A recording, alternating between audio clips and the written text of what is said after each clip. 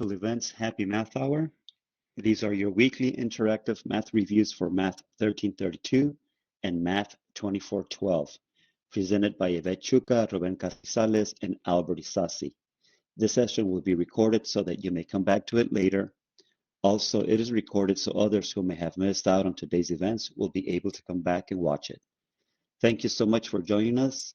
And so now at this time, please mute your mics for best sound experience.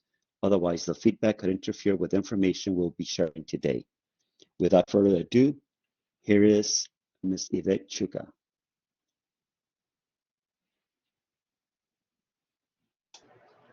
Hello, everyone.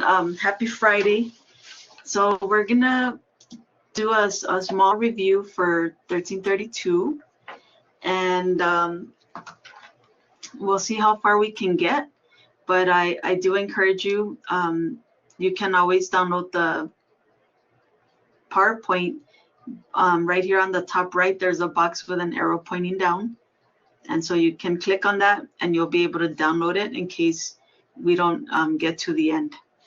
But so your exams will be next week, and so we'll get started. And so this will be a review starting from the beginning all the way to however far we can get. Okay, so in chapter 2, we talked about sets. And so one of the most popular ways to write a set is to use something called the roster form. And the roster form is written as, it has these braces, and then they'll have the elements are inside. Okay, so for letter A, it says write the set of natural numbers less than 5. So let's remember that the natural numbers, here we have a capital N for natural numbers, are the numbers that start with 1 all the way to infinity. So this 3 dots means that this system or this set of numbers is going to continue to infinity. So in our example, it says write the numbers, the set of natural numbers less than 5. So that would be 4, 3, 2, and 1. So we would write it as 1, 2, 3, and 4. And then for letter B, we have the set of negative integers greater than -4. So here they're talking about integers. So the integers are all the negative numbers all the way to -infinity. 0 is included. And then all the positive numbers all the way to infinity. So it says to write the negative integers greater than -4. So anything greater than -4 is going to be to the right, but we only want the negative ones. So our answer would be -3, -2, and -1. So another term that is used for sets is well-defined. And well-defined just means that you are able to identify the elements in that set. So for letter A, it says, is the set well-defined? And the set is the set of math faculty at EPCC. So you want to ask yourself, can I actually identify the math faculty at EPCC? And yes, we can identify who they are. We can go to HR and see who everybody is and identify them by name. So this is a well-defined set. For letter B, the set of great cars. So if we think about it, can we actually identify the cars that are great? So this is a little bit harder because the word great to me might mean something different than what it means to another person. And so the definition of great here is not clear. So it's not possible to determine whether any given car is considered great or not. So we would say that this is not well defined. In this chapter, we have a lot of symbols. And so a couple of symbols to remember is this one that looks like the letter E. And when you see that symbol, that means that it's an element of that particular set. If it has a line through it, it means that it's not an element of a particular set. So here it says determine whether each statement is true or false. So here we have 5.2 is an element of 1, 2, 3, 4, 5, and 6. So what it's asking is the number 5.2 inside of this set right here? And as you can see, we don't see 5.2 in here. So the answer for this would be false. Now for letter B, it says is negative 101 an element of I? So I, we have to remember what I is. So remember, I is all the negative integers, all the negative numbers, all the positive numbers, including 0. Okay, so let's go back. So negative 101 is inside of the integers. So this is going to be true. Then the last one, 2.5, is not an element of W. So remember that W stands for whole numbers, and the whole numbers start at 0, 1, 2, 3, and it goes on forever. Okay, so is the number 2.5 in here? And the answer is no. Okay, so this is going to, so 2.5 is not an element of W. So this statement here is true because it's not in the set that I just wrote. Okay, so that's going to be true. Okay, so a set is finite if it's a whole number. If you can count the number of elements, then we say that it's a whole number. The cardinal number is basically the number of elements in the set. And we use this n with the parentheses to identify the cardinal number. So here it says, what is the cardinal number for the set below? So cardinal number just means how many elements does this set have? So all we have to do is count them. So there's 1, 2, 3, 4 numbers in this set. So we say that the cardinal number is going to be 4. And we write it as n, the name of the set, which is A, is equal to 4. So let's try a couple here. So for J equals 2, 5, the cardinal number is going to be 2 because we only have 2 things in here. And then for S, we have 3, 4, 5, 6, 7. Then we have an ellipsis here, some dots, to 31. So the numbers 8, 9, 10, 11, 12, all the way to 30 are included in this set. And so if we count them, then we know that from 1 to 31, there's 31 numbers. But since we're starting at 3, we can remove 1 and 2. So that would give us 29. So there's 29 numbers in this set. And then the last one, T equals 3, 3, 7, and 51. Notice that the number 3 is repeated. If you have a number that's repeated, we only count it once. So in this example, we would have 1, 2, 3 elements. Okay. Then on some more terms, equal means that they have the same elements. The same elements are located in both of the sets. So for example, D is here, D is in the second one, E is in the first one, E is in the second one, F is in the first one, F is in the second one. So those would be equal. Equivalent just means that they have the same number of elements. So they have the same cardinality, but not necessarily the same elements, but they have the same number of elements. Okay, so the cardinal number of A is equal to the cardinal number of B. So for example,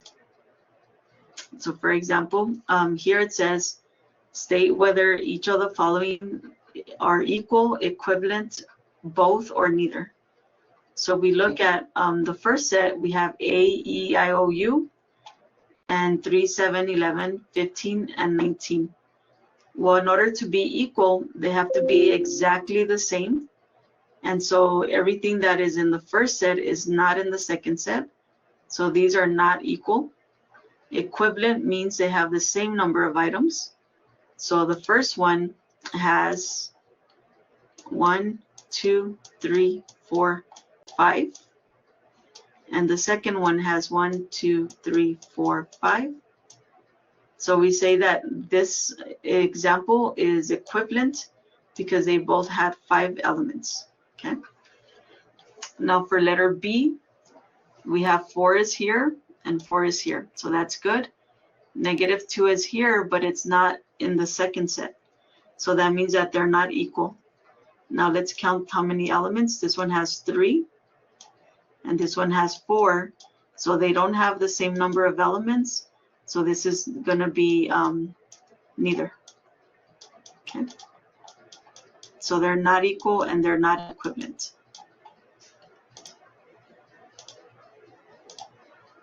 All right, so now let's move on to still in the sets, but a little bit different.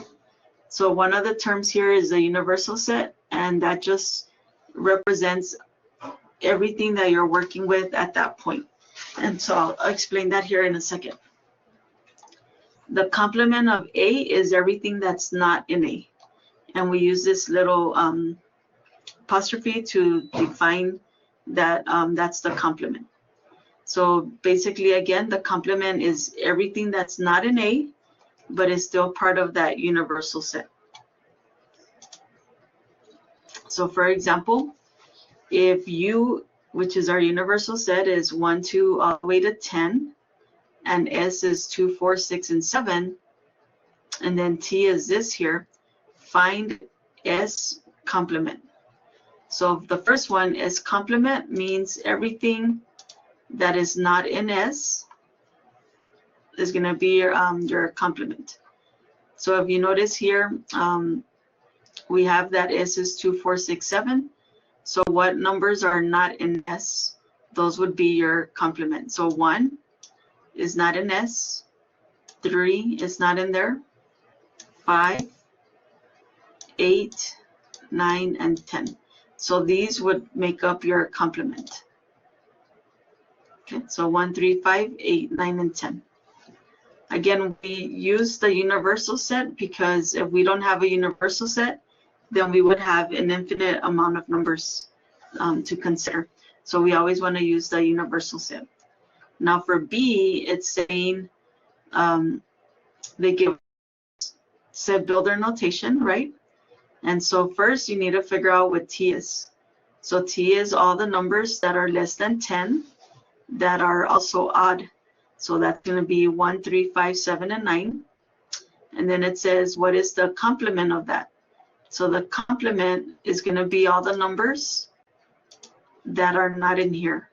Okay, so those numbers would be 2, 4, 6, 8, and 10. Basically all the even numbers. So that's how we get T complement.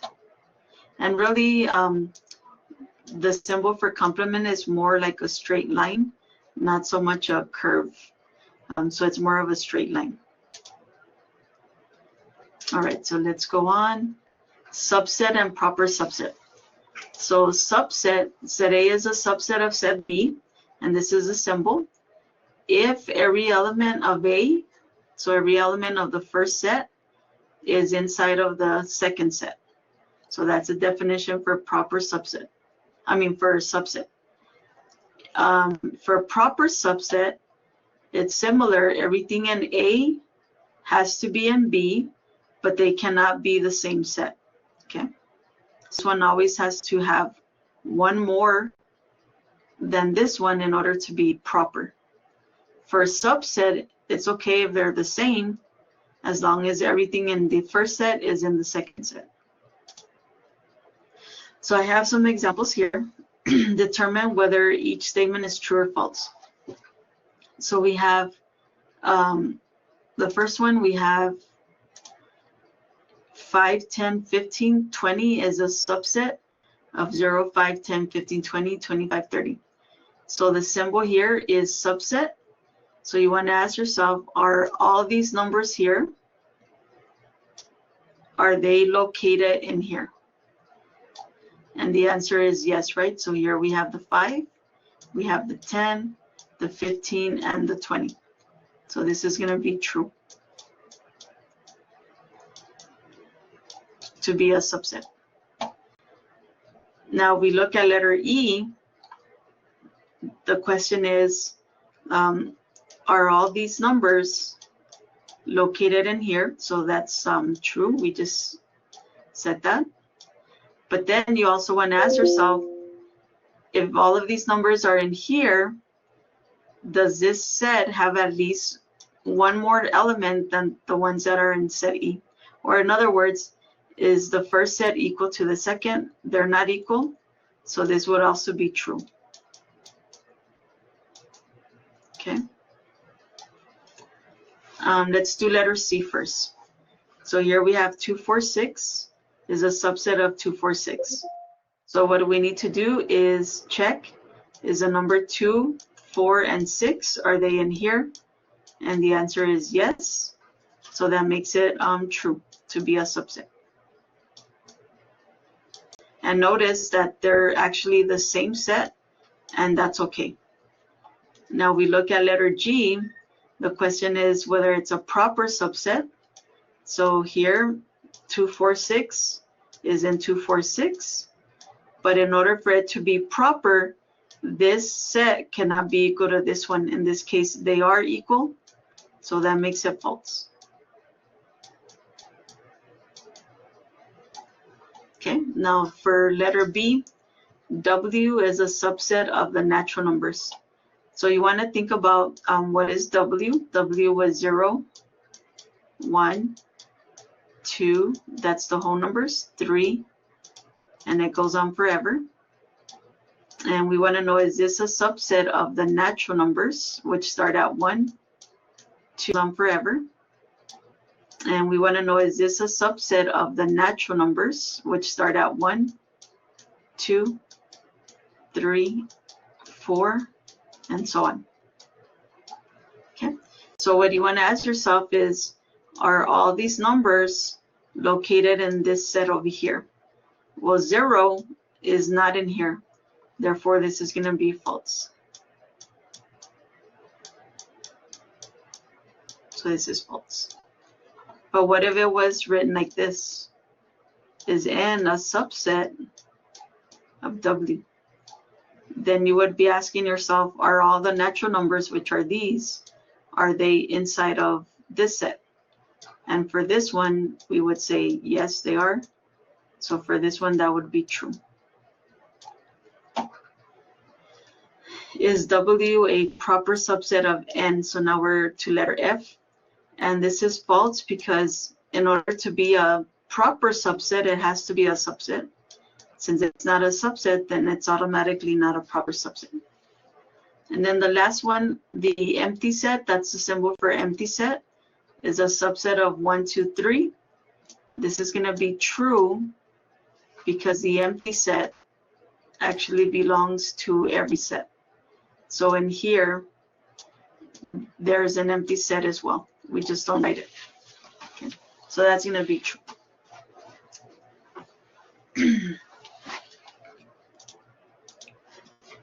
These are just the answers. Okay, so now intersection is another term in this chapter. So intersection just means what are the elements that are common to both A and B. So in a Venn diagram, that's going to be this area here, because this area belongs to both A and to B.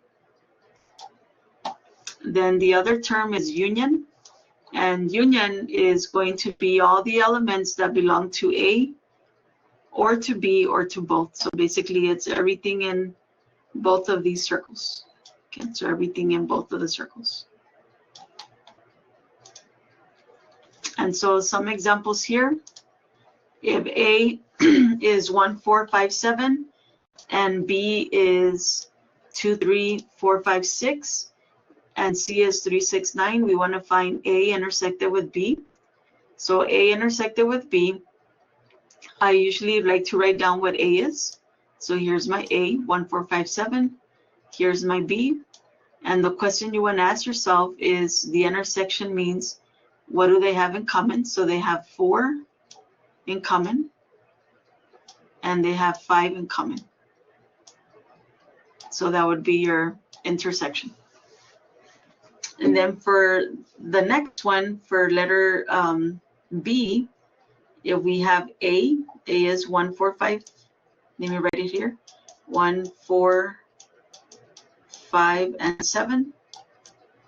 Intersected with C, which is 3, 6, and 9. What does this have in common with this? There's nothing in common. The only thing in common is the empty set. So we would write the empty set. Okay, so for the next one, A union B. Usually for this, what I like to do is I write down everything. So for example, here we wrote down A and B. And so one way to not miss anything is I write down everything in the first set, 1, 4, 5, and 7. And then I write everything in the second one. So 2, 3, 4, we already have 4. We already have 5, and then 6. And then if you want to, from here, you can write them in order, but you don't have to, okay? And then the last one, A union C. So we have 1, 4, 5, 7, 3, 6, 9. We put them all together in one set. Okay, the complement, we kind of mentioned the complement already, but in a Venn diagram, it's everything that's not in A, which would be all of the blue area. That would be your complement. And so if we use a Venn diagram to determine each set, if we want to know what A is, then A would be everything in the circle A. So that would be the pound sign, the money sign, and the triangle. For letter B, everything in B is going to be all the elements in B, which is 2, 4, 6, and the triangle. A union B is going to be everything in A and B together. So pound, money sign, 2, 4, 6, and the triangle. The intersection is what do they have in common? So if you look at the picture, the intersection is this middle part. And so that's only going to be the triangle. A complement is everything that's not in the circle A. So that's going to be 2, 4, 6, and 7. And then B complement is everything that's not in B, which is going to be pound, money sign, and or dollar sign, or money sign, and then the 7. Okay, let's try one more. So here, the universal is going to be everything that we see in this box. So we listed all of the numbers. And then A is everything in circle A. So 1, 3, 8, 6, 5, and 4. And then B is everything in B, 4, 5, 6, 7, 11, and 9. And then B is everything in B, 4, 5, 6, 7, 11, and 9. And then C is 8, 6, 9, and 12. A union B is what is A, everything in A together with B. So that's going to be all these highlighted numbers. 1, 3, 4, 5, 6, 8, 9, 7, 11. And then A intersected with B is what do they have in common? And so that area is going to be this right here is what is common to A and B. So we would have 4, 5, and 6. And let me see, what was this one?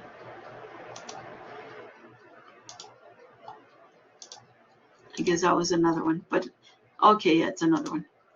Let me go back.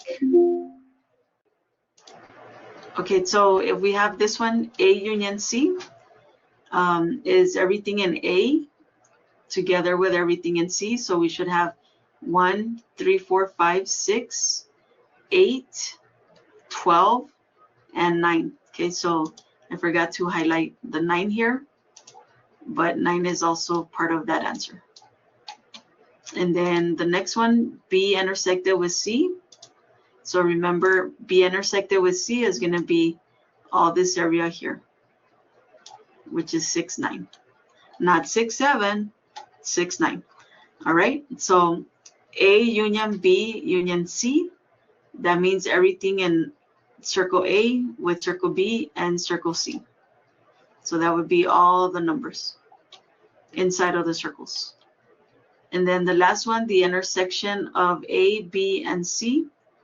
And that would be what's common to all three circles, which is going to be this area, 6.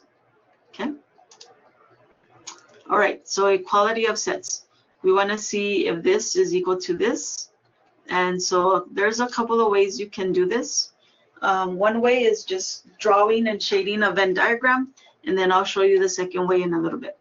So we have this Venn diagram, we have A union B. So you want to do the parentheses first.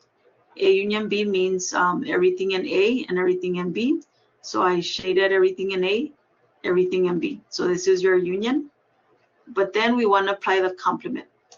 So the complement is going to be everything that was not highlighted in A and B in yellow. So your complement is going to be everything outside of the circles, which I highlighted here in, I guess that's like a turquoise color. All right. So now we want to do the second part. So the first diagram was representing the left side. Now we're going to do the right side. So we have A complement is everything that's not in A. So that means that I'm going to shade everything in B except for that intersection and everything outside of A. So I have highlighted that in pink right here. And then we'll need to do B complement. So B complement is going to be, and let me just scribble the B complement because my next slide, it was hard to see.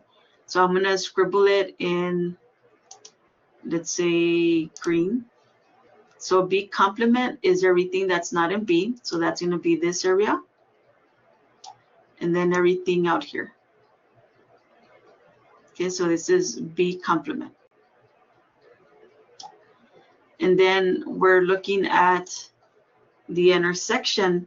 So if we look at this picture, you want to ask yourself, where does this picture have both shadings? Okay, so you have the pink shading and the green scribbles.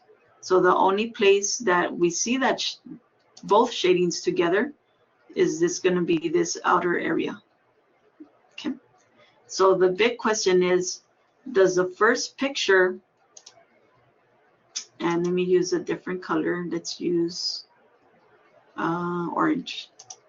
The first picture, your answer was all of this right here. Everything in turquoise. Okay, so this is your answer here. And in the second picture, your answer was everything that is in orange again, which is all of this. So you want to ask yourself, do both of these look the same? And they do, so we say this is going to be true, okay, for all sets A and B. So that's one way to do it. Some of us are better at shading and visually seeing it. And then some of us, we prefer to, I guess, use less of a picture, which you'll see here in a little bit. So this is the second way to do the same problem, okay? So you still write a Venn diagram and you have A and B, but then we're gonna label the regions. So I'm gonna label this region here 1, this region 1. I'm gonna label the intersection 2, then this part 3, and then this 4. Then what we can do is actually identify what the universal set is. The universal set is everything 1, 2, 3, 4. What is A? 1 and 2. What is B? 2 and 3. And so now what I can do is, this is what I'm trying to figure out. So I have A, which is 1, 2, union with B, which is 2, 3, and I have my parentheses, complement. A complement is going to be 1, 2 complement intersected with 2, 3 complement. So all I did is I just replaced A, B with the actual set. So now I can start to do the work. So for the first one, we have 1, 2 union with 2, 3. So what does that mean? That means to put this together. And so that's going to be 1, 2, and 3, but I still have my complement. Now on the right side, we have 1, 2 complement. That means everything that's not in the 1, 2, which is going to be in 4. Then we have our intersection. And then the complement of 2, 3 is going to be 1, 4. And let's continue. So 1, 2, 3 complement is everything that's not in this set, which is only going to be 4. And for 3, 4 intersected with 1, 4, what do they have in common? Just 4.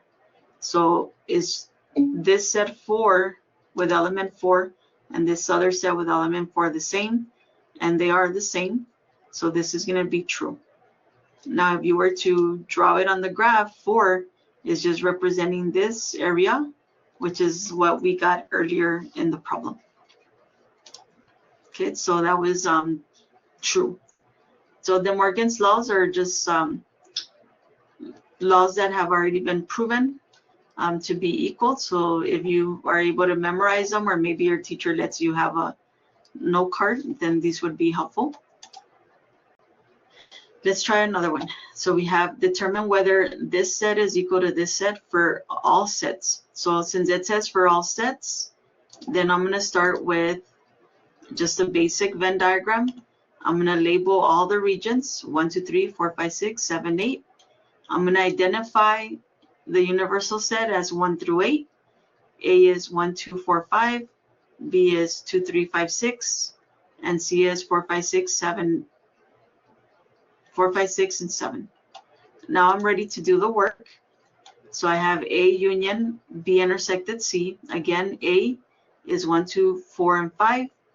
B is 2, 3, 5, 6. C is 4, 5, 6, 7. And I did the same for this side. I just wrote down what they are. Okay. So now here I need to work with my parentheses first. So we need to do this part first. This one here. And on this side, it's going to be this part here. Okay. So we're going to end up with, so 2, 3, 5, 6, 2, 3, 5, 6 intersected with 4, 5, 6. That means what do they have in common? So they have the number 5 and the number 6 in common. So that's how we get 5, 6. On the right side, we have this union with this. That means put them together. So 1, 2, 4, 5, 3, and 6. So that's how we got that. Okay. And then the 4, 5, 6, 7 and the 1, 2, 4, 5, I just brought those down. We haven't done anything with those yet. Okay, let's go on. Now we can take this set union with this one. What does that mean? Put them together. 1, 2, 4, 5, 6. And then on this side, we have this set intersected with this one. Intersection means what do they have in common? They have 4, 5, and 6 in common. So if you look at this set and this set, are they the same? No, therefore this would be false. Okay, so that's one way to do these without having to shade all the different parts. All right, let's do one word problem here. So here they gave you a survey and the results of the survey. And so you want to identify how many things are we talking about. We have rap music, rock, and heavy metal. So we're going to need these are the questions we're going to answer. We're going to need a Venn diagram with 3 categories.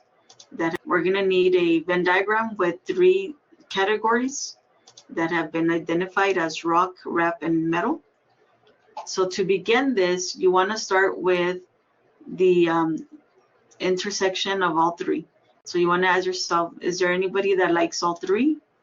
And there's 160 students that like all 3. So this 160 will go right in the middle. Okay, so there's 160 students that like all 3 types of music.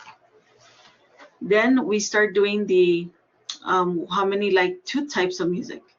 So let's look at students who like both rap music and rock music.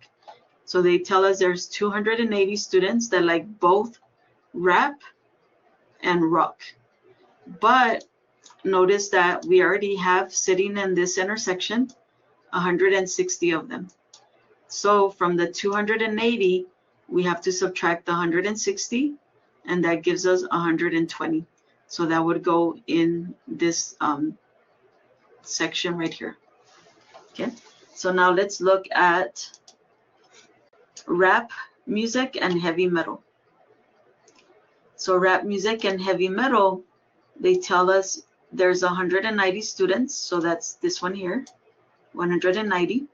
But again, you have 160 students that are already there. So we subtract the 160, leaving us with 30. And so the 30 would go in this section. So now we want to figure out for rock and metal.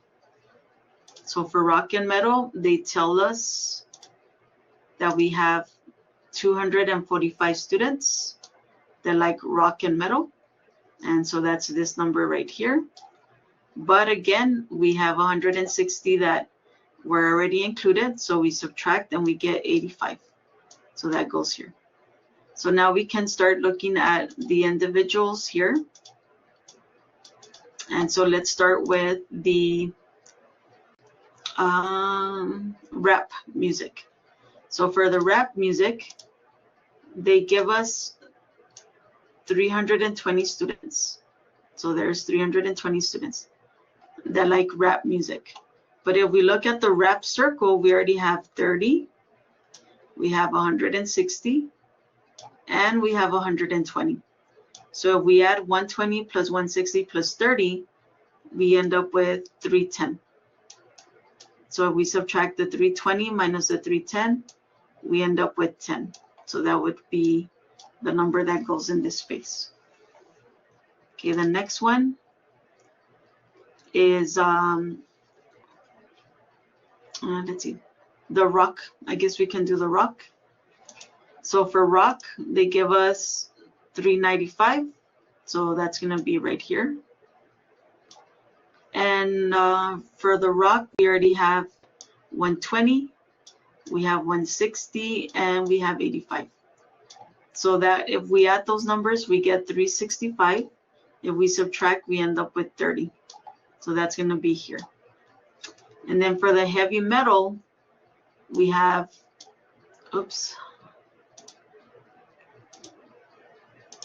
for the heavy metal, we have 295. So my work is right here. But again, we already have the 30, the 160, and the 85. So if we add that, we get 275. Subtract, we end up with 20. Okay. So now our Venn diagram is almost complete. But remember, we have to check. This is a universal, like all the students. So they tell us 495 students were surveyed. So to figure out the last part, you want to make sure that we add all these numbers, the 10, the 120, the 30, the 85, the 160, everything in the circles. We add all that together, and that's going to give us 455. And so if we subtract from the 495, we end up with 40. And that's going to be on the outside. Now that your Venn diagram is complete, we can answer the questions. Let me go one more. Okay.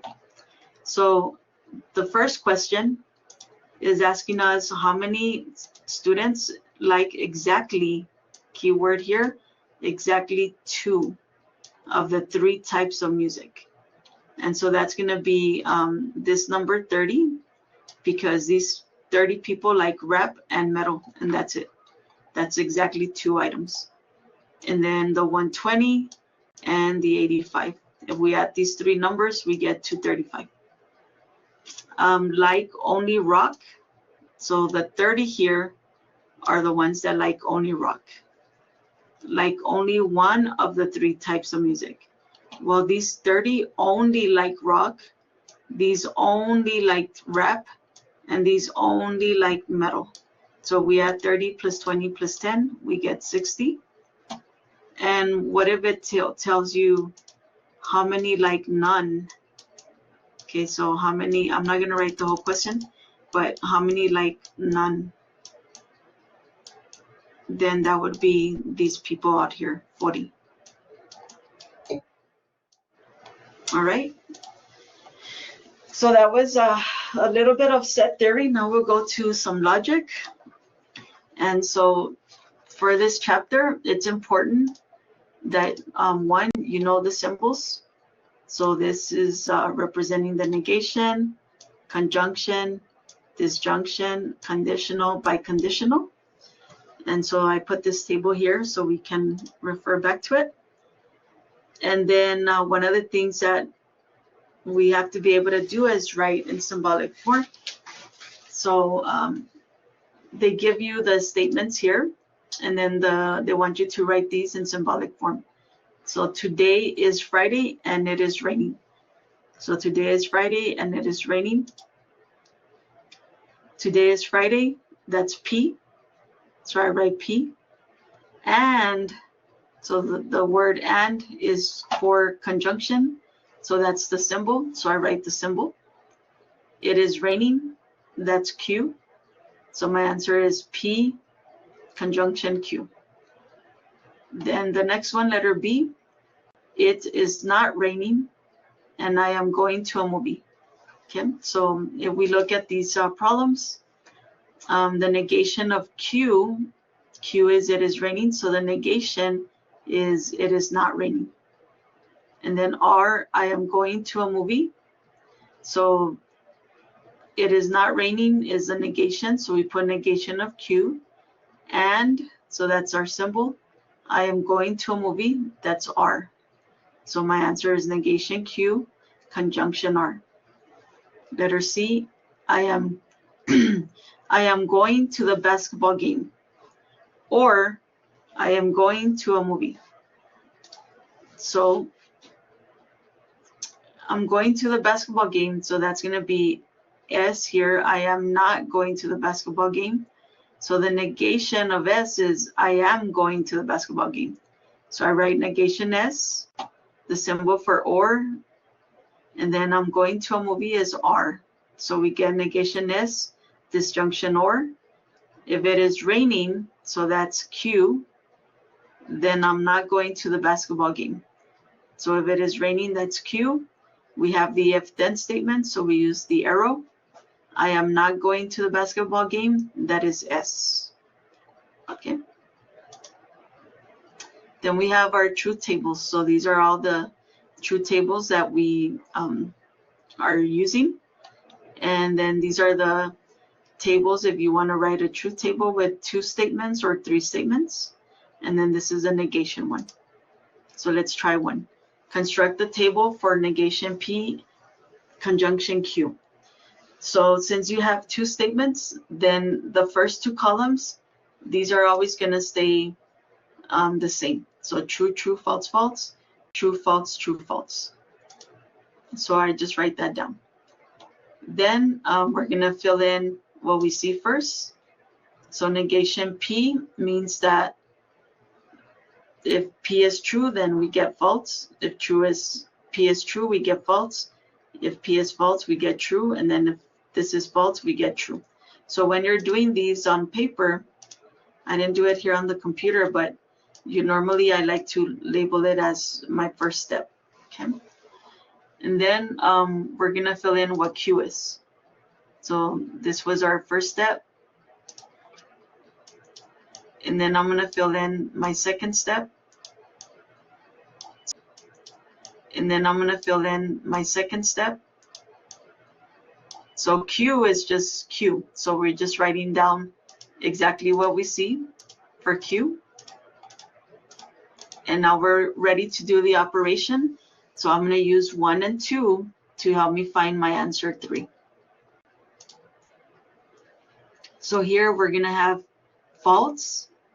And then this is conjunction. So we're using this table.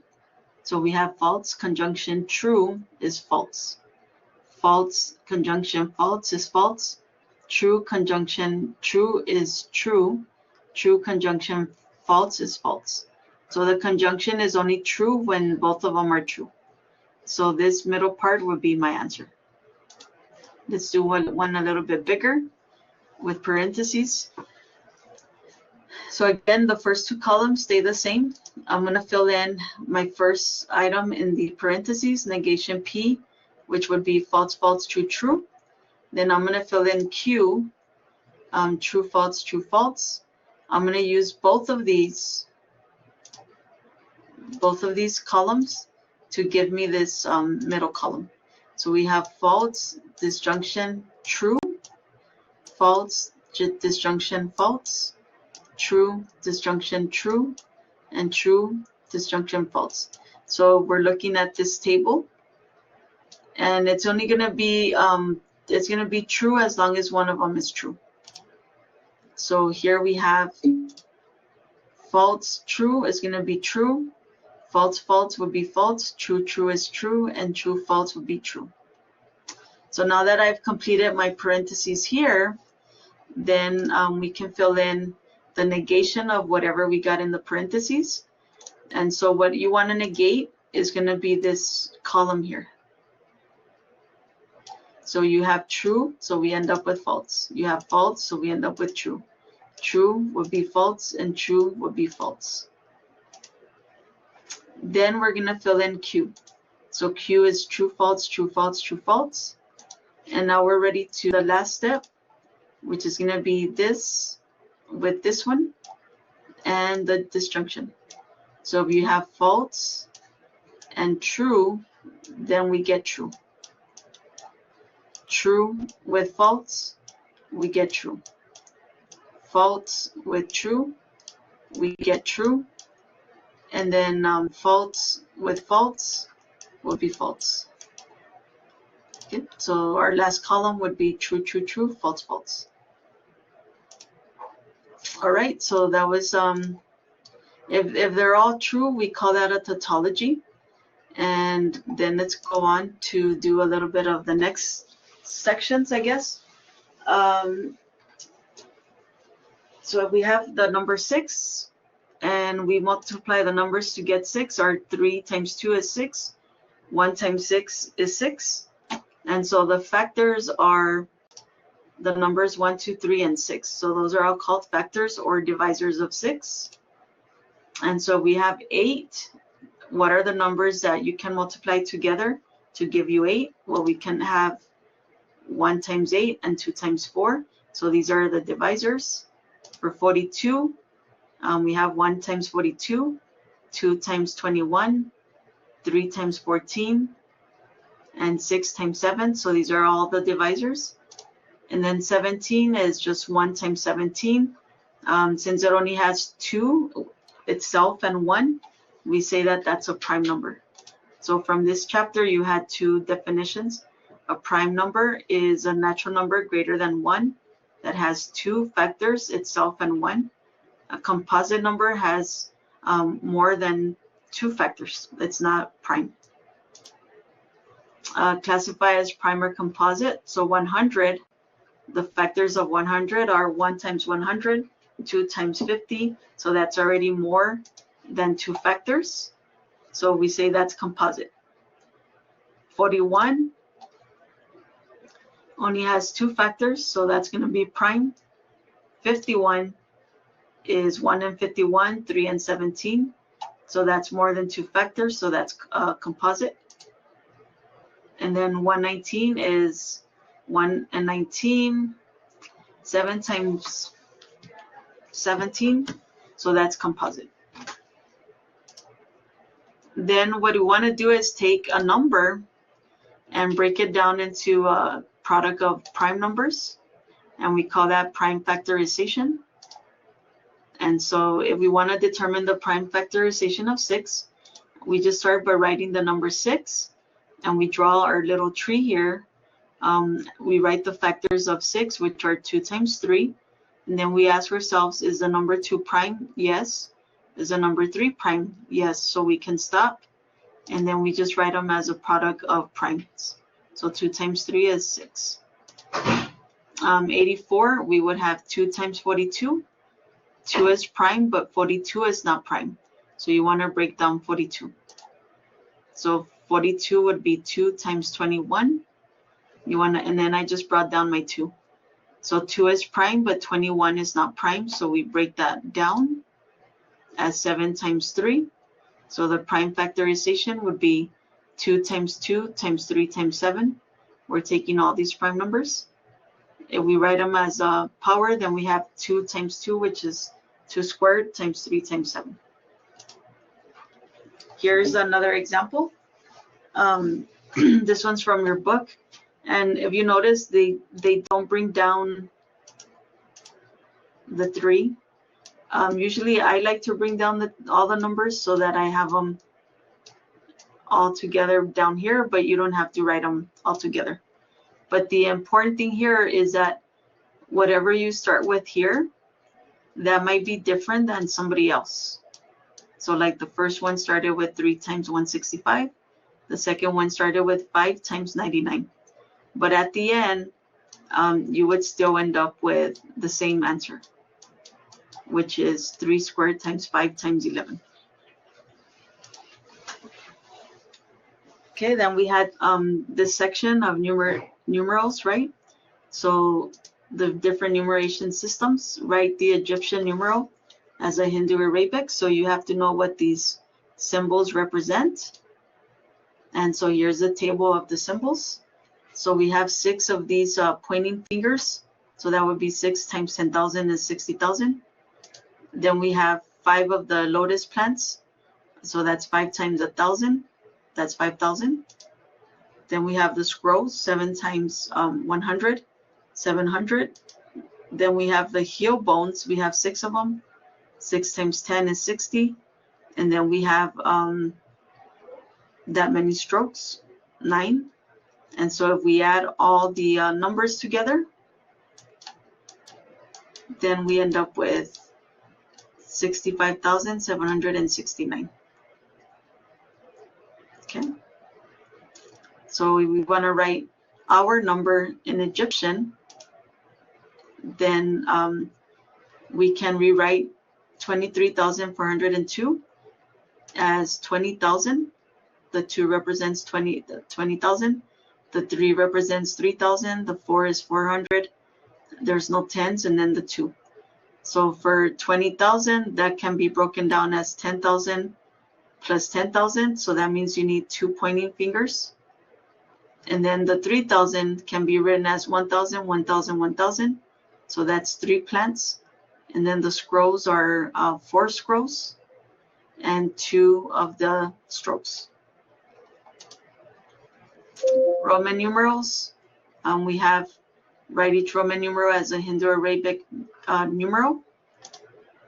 So here are the values for these letters, right? So M is 1,000. Here the C is smaller than the D. So that means that we're going to subtract 500 minus 100 is 400. And then X is smaller than L. So we subtract 50 minus 10 is 40. And then we have V, which is 5. And then 2 I's, which is 2. So we end up with 1,447. The next one we have 1,000 plus 1,000. D. The next one we have 1,000 plus 1,000. D is 500. C is 100. I is smaller than V, so we subtract. And we end up with 2,604. If you want to go the other way, then I recommend we break this number down. We rewrite it as 1,000 plus 30 plus 9. So 1,000 is M. 30 we can write as 10, 10, 10. So that means XXX. And then 9 is 10 minus 1, which is IX. 900 plus 50 plus 9. I can take 1,000 and subtract 100. So that would be C, M, and then 50 is L, and 9 is IX. Remember, there's rules. You can write more than 3 symbols, so that's why we won't write 900 C's because, I'm sorry, we wouldn't write 9 C's because it would break that rule. And then write a Babylonian numeral as a Hindu Arabic. So you want to know the place values. Okay, so this first set here is in the ones place. The second one is in the 60th place. That's why I have a 60. And then the third one is 60 squared. This means 10. This means 1. So 10, 11, 12. 12 times 1. This is 10. And this should be 1. So that's 11. So let me, just to save time here, I'm going to draw another one since I have a 12. And then we have 10, 21. So this should be 21. Hopefully I have it right in the next slide. I don't have it right. Okay. So let me write this. So this is going to be, let me just scratch this out. So that's 21 times 60 squared. And then we're going to add that to 11 times 60 plus 12. Okay, so let me just multiply really quick. So we end up with 60 squared times 21, and that gives you 75,600. 11 times 60 gives you 660, and then the 12.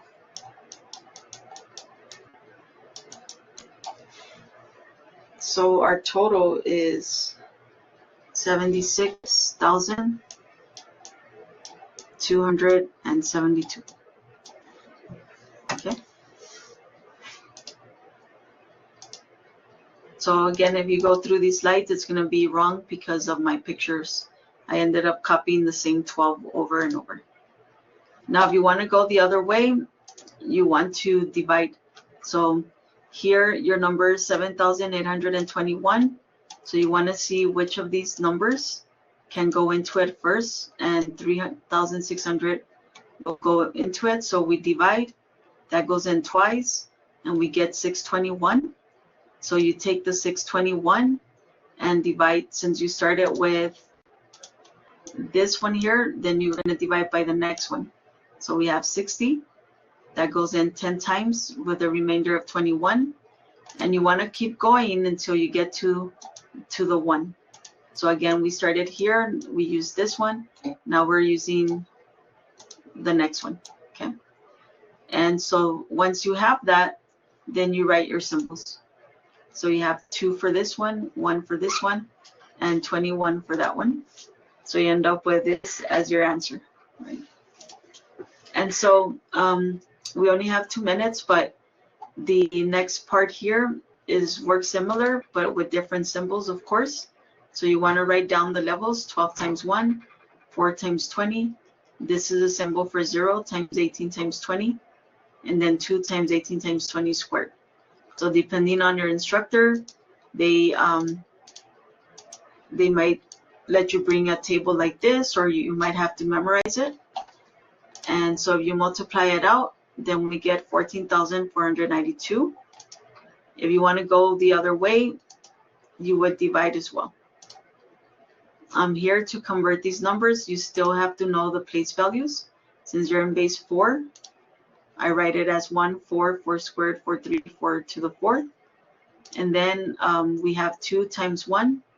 This 3 would be 3 times 4 with the next one. 3 times 4 squared and 3 times 4 cubed. Multiply it out. 4 cubed is 64 times 3 is 192. 4 squared is 16 times 3 is 48. 3 times 4 is 12. 2 times 1 is 2. If we add this, we get 254. So 132 base 4 is the same as 254. And then this would be the last one, 1. And then this is base 16. 16 squared, 16 to the cube. So we do the same, 1 times 1, 5 times 16, and b times 16 squared. B in base 16 represents 11. Okay, so when you multiply it out, we get 11 times 256 plus 80 plus 1, we end up with 2,000. So there's still more slides. You can go through them so you can see the rest of the answers, right? So you have geometry and so on. So again, if you want to download it, you just click on the right side. There's a box with an arrow pointing down. Click on it, it'll let you download it. And I just want to wish you guys the best on your tests, and that's it. Thank you so much, Ms. Chuka, for your wonderful presentation. We do want to remind you all about our previously recorded sessions. Which are available on a YouTube playlist. The session will also be available on that playlist later today, and I know that finals are approaching, so you can use the previously recorded videos to review any material you'd like to review before your final exam. This will be our last Happy Math Hour for the semester, but we will have one more TVE today at 1 p.m. with the EPCC Music Program. Thank you all for coming in today. We hope you all have a lovely weekend, and the TVE team wants to wish you guys good luck on your finals. And if you have any questions, feel free to use the chat box or your mic. We hope to see everyone again for Happy Math Hour in the spring.